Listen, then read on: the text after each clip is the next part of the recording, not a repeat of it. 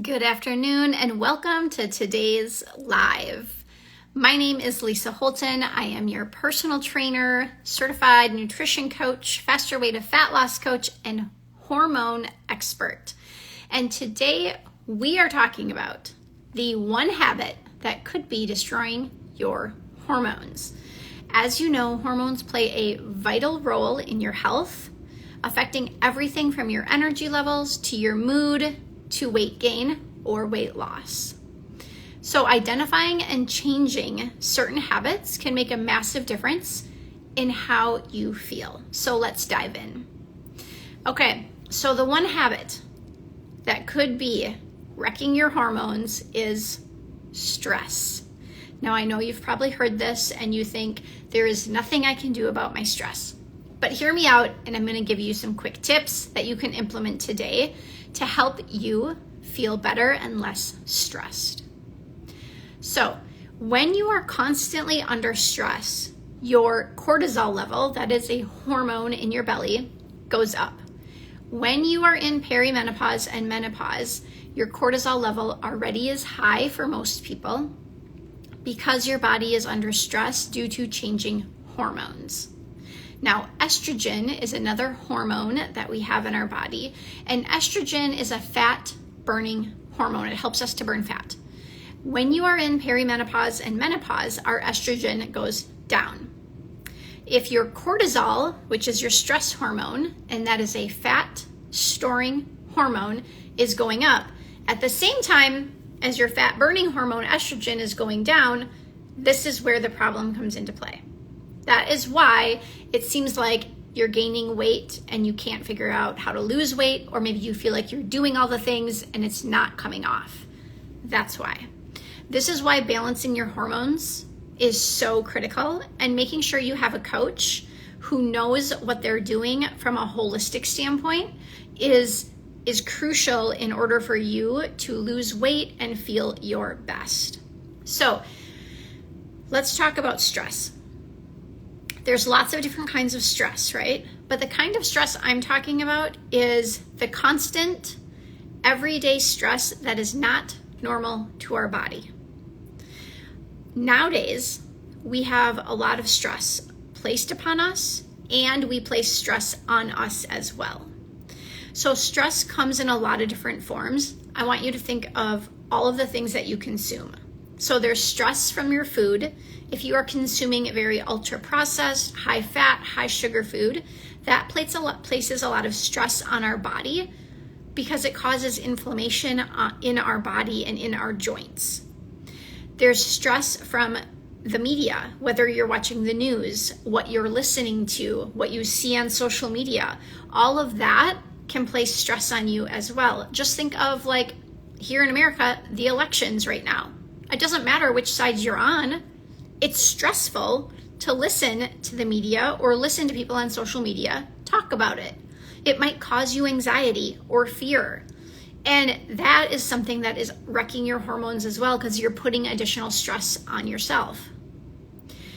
Maybe family, you have stress in your family. Maybe there's stress in the job. Maybe there is stress with a relationship. So you have a lot of different areas in your life where you can feel stress. And if you hold on to all of that stress and you don't have tips or tricks or ways to manage that stress, that is when it's going to start affecting your health and your weight loss. And it's not just about weight loss. Stress can affect your body in a multitude of different ways. It can show up in eczema for some people. It can show up in forms of, stomach aches, anxiety, not being able to sleep at night. Stress can show up in a lot of different ways that you might not even recognize. Hair falling out, that's one of them, stress. So I want to tell you that all is not lost. There are things you can do to mitigate the stress and to rebalance your hormones. So stay with me as I share my tips with you. All right. Managing stress is something we all need to learn. This is even something children need to learn, because nowadays they also have a lot of different stress on them due to social media that we, when we were kids, did not have. So teaching your kids how to manage stress is going to help them as they get older. I think this is why a lot of kids that are high school age right now and in their 20s say they have anxiety or feel like they have anxiety. I think it's because we did not teach them how to manage stress properly. And if you can learn how to manage stress, this will help alleviate a lot of those feelings that you have. So, number one is to breathe. This is probably the simplest tip I can give you. Relax your body. If you're always feeling like this, right? Like your shoulders are crunched up to your ears, everything is like contracted, your muscles are always contracted. They always feel like they have to be tight and tense and under stress. So we need to learn to relax the body.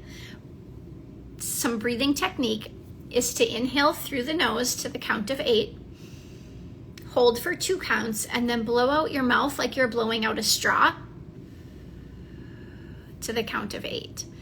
If you do that for 2 to 3 cycles, you will start to feel everything start to relax in your body. And that's what we want.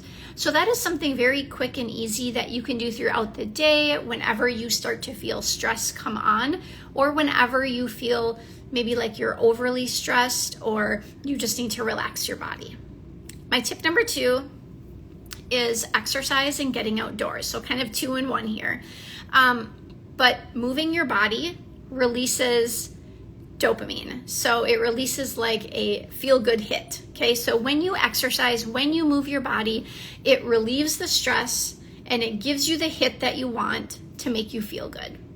Getting outside also does that as well. So that's why if you can do both of them at the same time, maybe go for a walk outside, you're going to feel so much better.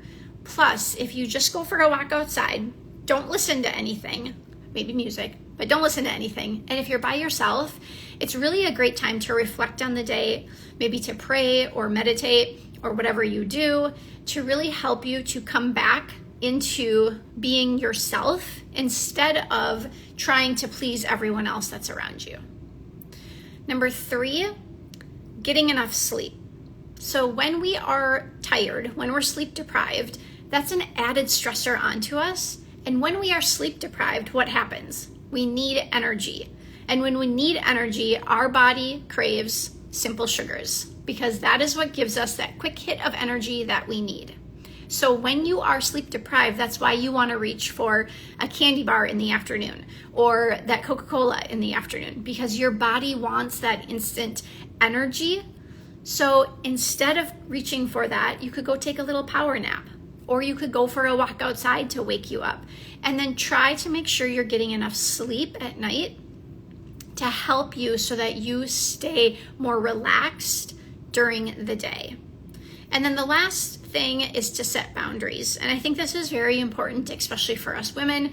We like to say yes to all the things, right? We want to be there to help our kids and to volunteer and to be the best wife and friend and, employee that we can be. But there are some times you need to say no.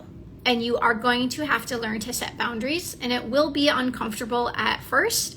But once you learn to say no, because it's for your own health, your own mental health, and your body, emotional health, you realize that it frees you and it makes you feel so much better because you don't feel like you're under pressure having to say yes all the time. Plus, what I have learned, because I'm a big yes girl, what I have learned is if you always say yes to someone, you're actually taking an opportunity away from somebody else. Because maybe there's somebody else out there who really does want to volunteer at that project. But if you constantly say yes, and maybe you don't really want to volunteer for that project, but you feel the need to say yes, you're taking that opportunity away from somebody else who actually really has the heart to serve and wants to serve in that project. So it doesn't mean that you can't say yes to some things, but look in your planner or on your schedule and see, can I fit this in my calendar? How is this going to make me feel? How will this affect me? And then you can make your decision yes or no based on that. So if you guys need more help or want to learn more about how you can balance your hormones through proper nutrition and effective workouts and learn habits that are life-changing and sustainable, I have a 5-day challenge that starts on Monday, and I would love to help you. So just comment with the word belly below, BELLY, and I will send you over more information on that 5-day challenge. All right, I hope to hear from you guys, and I'll talk to you soon.